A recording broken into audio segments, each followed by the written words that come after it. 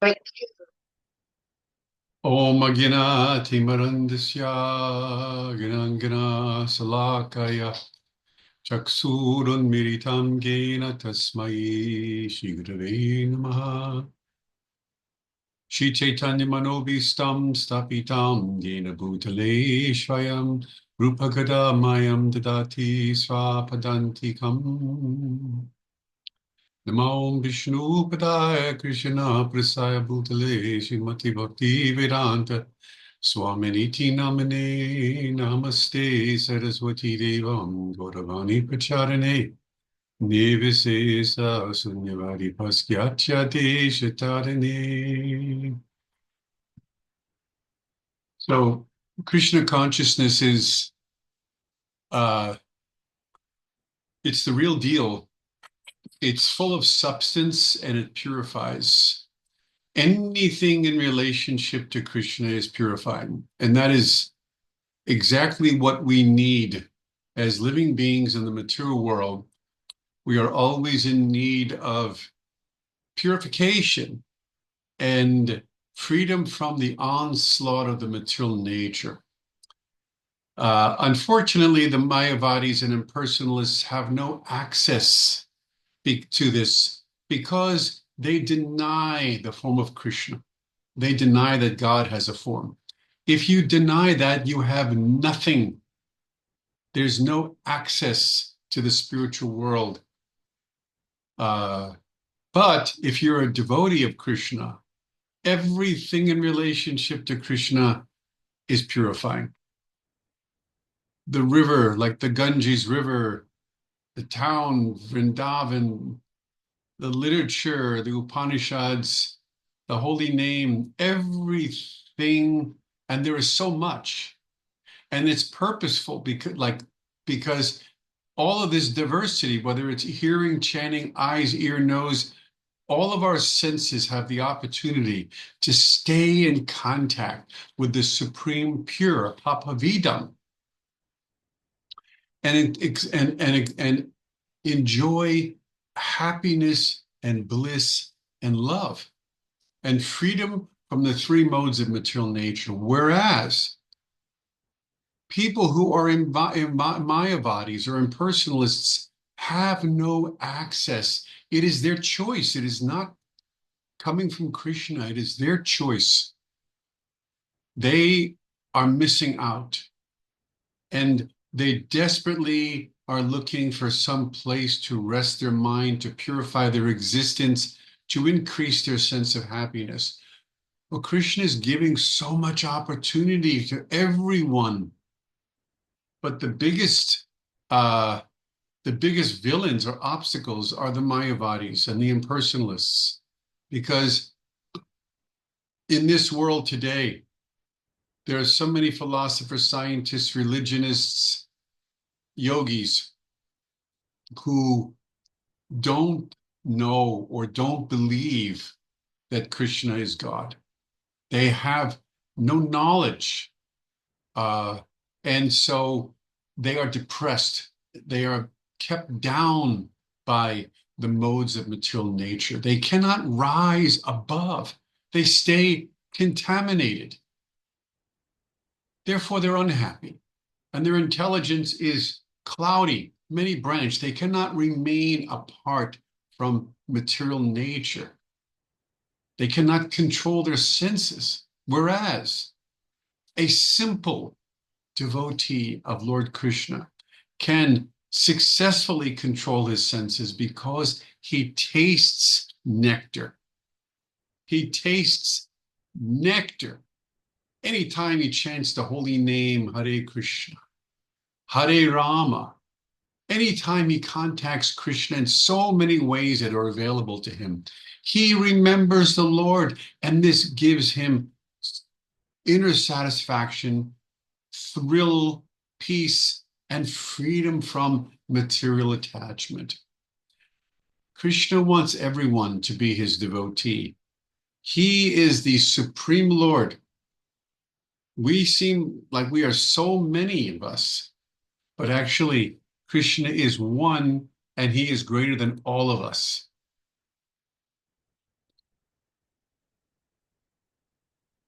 And he's giving everyone, each individual or collectively, this opportunity for personalism. Be a personalist, Krishna says. Worship me. Offer your fruits and flowers and sacrifice to me. Personalism, that is the way to God, not impersonalism. Impersonalism and voidism are horrible. And the people who are trying, who think that God is just light, they will not advance. They can't taste the nectar. They can't go beyond birth, death, old age, and disease. They remain fearful. This is a problem that the whole world is experiencing. That is why when the great souls say, "Oh Lord Krishna," when you play your flute or you blow your conch shell, the whole world becomes joyful hearing it. This expression is being made like that because they can understand, these great Mahatmas, that Krishna is good for everyone. All places, all provinces, all countries, all planets. Krishna is good for everyone. He's not a demigod. He's so much more than anyone, because just the tip of Krishna's toenail can purify all the planetary systems. Everyone, each individual. This is God. God is all good, all pure, accessible, loving. If we accept him, the real effort in life should be personalism, reading Bhagavad Gita, and personalism toward Krishna. Or one of his expansions, if it's Lord Ram, if it was Kapila Dev, Nrsingadev, Vishnu, Lord Narayan. But in this day and age, Lord Sri Chaitanya Mahaprabhu has given us Radha and Krishna. The whole world can rejoice in this.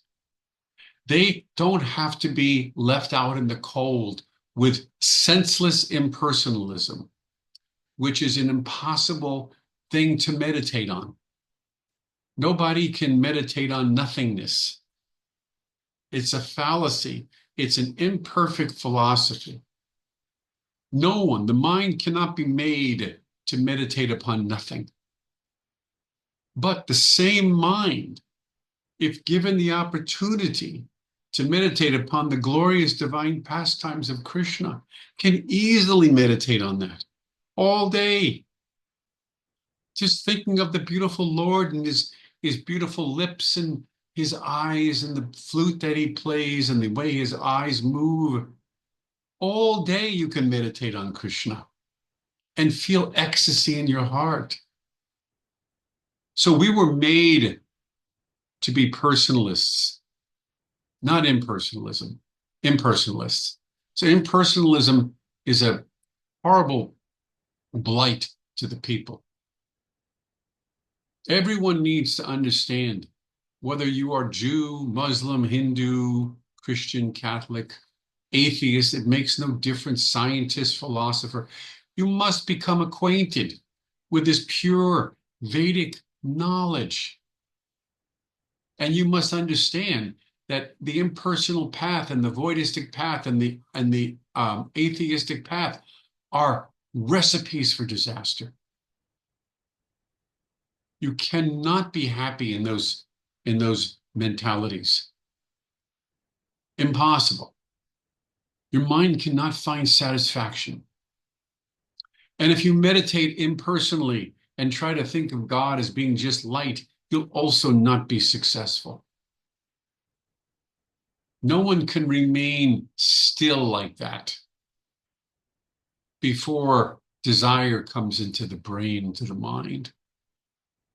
The only successful practice that one can do that will successfully bring them to the transcendental platform is Krishna consciousness. That is the only one.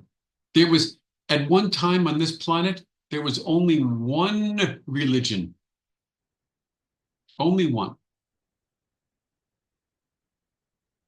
The worship of the demigods has never been the goal in the Vedas. That is always a sub goal done by materialistic people in order to gain material wealth, fame, prosperity, whatever, freedom from sickness, so many things like this. But that's not the goal. It was never mentioned in the Vedas. One should worship this demigod or that demigod in order to attain the perfection. Those are minor gods. Always in the Vedas, Lord Vishnu, Lord Narayan, Lord Kapila, Lord Ram, Lord Trivikram, Lord Vamanadev, ultimately Bhagavan Shri Krishna. Always. No secret. Always there. Clear. But due to our imperfect senses and our ignorance, we cover that truth in time because the worship of the Lord is done on the mode of goodness and pure goodness. And so gradually over time, due to meat eating and other things, the population's generational intelligence goes down. And if it goes down even a little bit, people become very forgetful and very unable to qualify themselves for Krishna consciousness. They fall into despair or ill repute and despair. They go down tremendously. Intelligence is lost. And when it's lost, it's hard to get it back. It's not something that is easy to retrieve. It's difficult because lost intelligence means it's lost. It takes a very fine training to regain what you've lost. And that is through the association of the pure devotee of Krishna in parampara. Otherwise, people have lost their intelligence. They're doing unauthorized activities because they don't know how to place their mind or where to place it in order for them to be fulfilled. This knowledge is somewhat lost in our society. Srila Prabhupada came to revive it. It's very important. It's a lost art. He came amongst the uncouth, untrained hippies to place the seed of bhakti in them, to help them revive their intelligence, their ability to remember God from moment to moment. Prabhupada took us out of impersonalism and voidism and sense gratification and trained us in Brahmanism and Vaishnavism. The thing is, no one who's an impersonalist can ever attain the perfection in that way. They simply have to understand that you cannot meditate on nothing. It will not happen. It cannot happen. It's an impossibility. Actual impersonalism is really a reaction to the suffering of three modes of material nature. It's a reaction because bodily suffering is always there, and the impersonalist is trying to separate himself from that suffering. And the only thing he knows as a jnani is, let me get free from form. It seems like form is the cause of all my suffering, or desire is the cause of all my suffering. So if I can become free from form attachment and desire, then I can experience freedom. Now, this is partially true because you're getting away from the negative, but you haven't really understood the positive.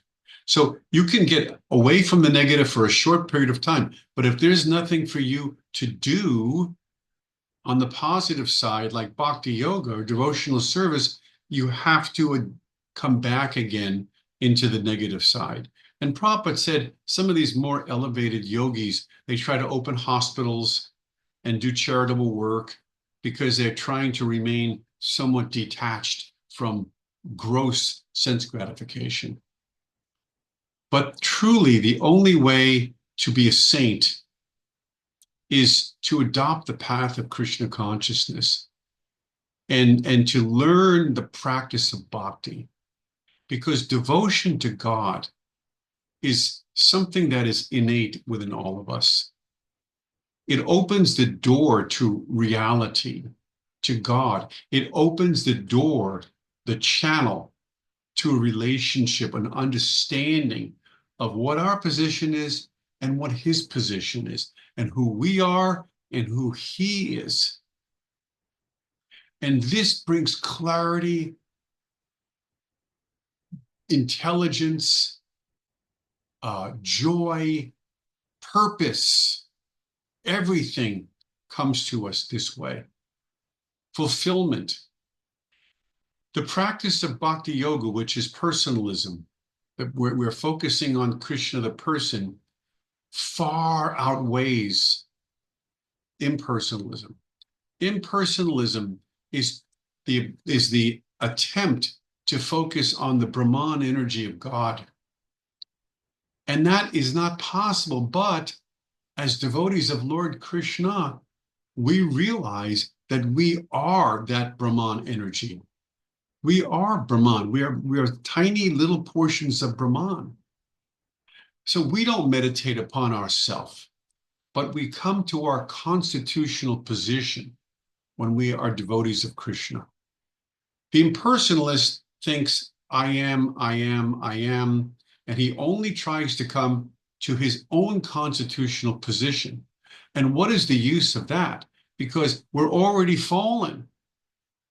So if I just repeat these impersonalistic mantras like Om or I am, I will simply go back to this state of my constitutional position. Maybe I can get some glimmer, but then immediately I fall back into the senses, because there's no shelter at that stage. I can't find shelter in myself. I'm fallen. I must find shelter in something higher. This is a very important point. And through the practice of devotion, we give up dependency on our own willpower and we devote ourselves to Krishna. So he is the greater power. It is by Krishna's arrangement that he, as Hrishikesh, he's known as Hrishikesh, he's the master of the senses. He controls our senses. He focuses our mind and intelligence upon him. He absorbs our ego into real ego, not false ego. He shows us all these things. So he grants us this control, this ability to focus on him. It comes from Krishna. I'm the ability in man, Krishna says. So the difference between the impersonalist is he's depending on himself, and that's why he's failing, and we're depending on Krishna, and that's why we're winning. So anybody in this material world can do bhakti yoga. There's no excuses. There's no divisions of class. There's no divisions of sex, race, creed, anything. Every single person, Krishna makes it easy. The bar is low. Offer me leaf, flower, fruit, and water. This is not beyond anyone's means. Anyone can do this. Krishna does not require elaborate temples or lots of Lakshmi to worship him. He doesn't require human sacrifices. As Durga, some people are like Durga worship. No, this is so easy, but the results are phenomenal. This is the only practice you can do that will lift you out of Maya, out of anxiety, out of depression, out of confusion, out of blindness, out of control senses, out of material desire, aspirations. This is the only thing you can do which will give you Atmaram, full self-satisfaction. Nothing else. This is why I said when I started this video that this is the real deal. This is the real deal. If you remember Krishna If you can understand that remembering Krishna is the supreme form of meditation, knowledge, philosophy, science, everything, all in one. If you can remember that and do it, you are Mahatma. You are a supreme soul. You are a great soul. You can make disciples all over the world if you have implicit faith in Krishna.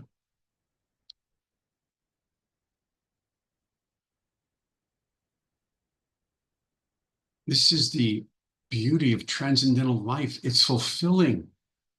It's so fulfilling. There's no fulfillment in impersonal life. There's no fulfillment in sense gratification. People, they are so used to sense gratification and they're so absorbed in it, they don't realize there's nothing, they're not getting any satisfaction out of it. None. Zero. They fill their belly with food and they think that they're satisfied, and that's painful to overeat or undereat. Sex life is not pleasurable. You're thinking it's pleasurable, it's not. It's exhausting. Intoxication makes you stupid. You walk around like a blithering idiot. Oftentimes you can drive a car into a wall and die. You start talking nonsense when you're intoxicated. It's not pleasure. Sleeping is not pleasure. It's necessary. Sometimes you dream horrible dreams. Sometimes you can't sleep at all. Sleeping is not pleasure. Pleasure is remembering with great love the transcendental pastimes of Lord Krishna and his many, many expansions. That is love. That is the highest aspiration and the goal of our lives. That is what we aspire for, that remembrance of Krishna. Because we can live our life so nicely. And then when we're done with this life, Prabhupada says we can go back to home, back to Godhead. That is exactly what the Vedas tell us to do. Yajna Vai Vishnu. Perform services to Krishna. Use your human form for remembering Krishna. Stay away from the bodily platform. Stay away from material life because it's toxic. It's toxic. You can remain above it like a lotus flower if you're Krishna conscious. And then you can live your life peacefully. Krishna consciousness is not short-lived. It's not a something that comes and goes. Krishna consciousness is a permanent situation. Once you have Krishna consciousness, you always will have a fire within you. Sometimes the fire will be a little lower, sometimes it'll blaze.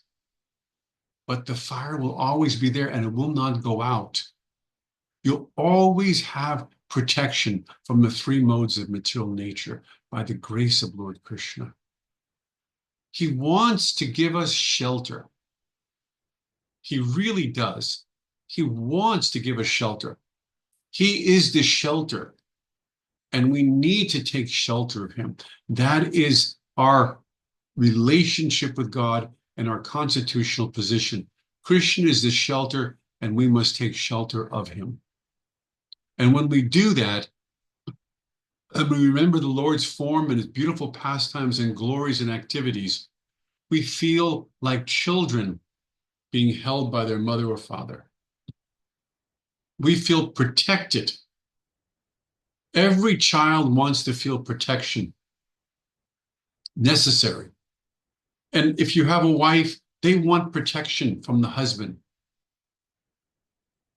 And we, therefore, all of us are in need of protection from the elements, the three modes of nature. And Krishna provides that. So the more we are in touch with Krishna, It's like being outside in the sun.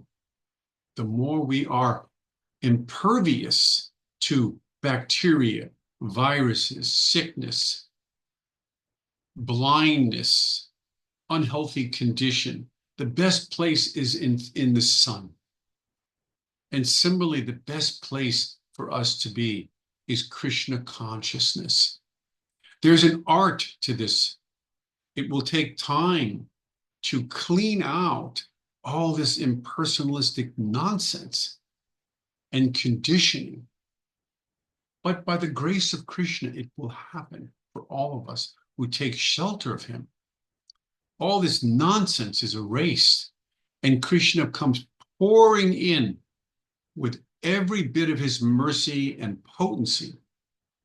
And you will see that your brain becomes filled with the ideas of remembering Krishna's pastimes from moment to moment to moment.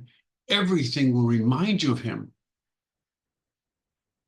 You have a whole different vision on life. You'll never return to impersonalism and voidism, ever. You will spit at it, and you will spit at all of these sense desires that yesterday you thought were worthwhile when they're not. You will look at them like they're nothing. You will not want to go and do nonsense things with your life. You don't need it because you're self-satisfied. You won't have FOMO, fear of missing out. Oh, I didn't go to this event with my karmic friends. I didn't go to that event with my karmic friends. I didn't do this karmic thing or that. You will say, thank you, Krishna. I am so happy tonight being here reading your Bhagavad GIta. I am thrilled at every moment. I just opened it up and started reading some verses and started remembering you. And how thrilled I am that I can remember that you were pulling the chariot of Arjuna, that you were there. I can see you in my mind's eye. And to hear you speak Bhagavad Gita and the words you speak are so beautiful. So this way the devotee is lost in thought of his Lord. He's lost. He's swept into the transcendental internal energy in this way. He loses his attraction, his interest in material life. If you do this at night before you go to sleep, you'll doze and go into a beautiful sleep, remembering Krishna. Read a verse or two of Bhagavad Gita before you go to sleep. Chant around. Think of your deities. Any of these things, and then go off. You'll see you go off into a beautiful sleep. Krishna consciousness is desperately needed by the population, desperately. And if you can preach to somebody, if you can help them understand that impersonalism and voidism is a horrible, horrible thing, and the real thing they're searching for is the substance of Krishna. And if you can help them to become a Krishna conscious devotee, you will please Krishna and Prabhupada so much. You have no idea. Each person that can become a devotee, and if they are a devotee, if you can help them a little bit, encourage them, all these things, Krishna consciousness is necessary for everyone's happiness. This you must know. There is not one person in this world, anywhere, that is happy outside of Krishna consciousness. Nobody. Let us all taste the mercy of the Lord. Let us all taste the beautiful verses that glorify Krishna. Let us all taste the Charnamrita that comes from Krishna's lotus feet. And let us pray that we can remember the Lord at every moment. Please, Lord, give me the strength, the willpower, the ability to remember you from moment to moment. Kindly grant me access to your leelas and pastimes, that tears may come from my eyes and soak my clothing, that I can feel real happiness and joy in your divine association. All glories to Srila Prabhupada. All glories to the lotus feet of Lord Sri Krishna. Jai. Hare Krishna, Krishna Krishna, Hare Hare. Hare Ram, Ram Ram, Hare Hare.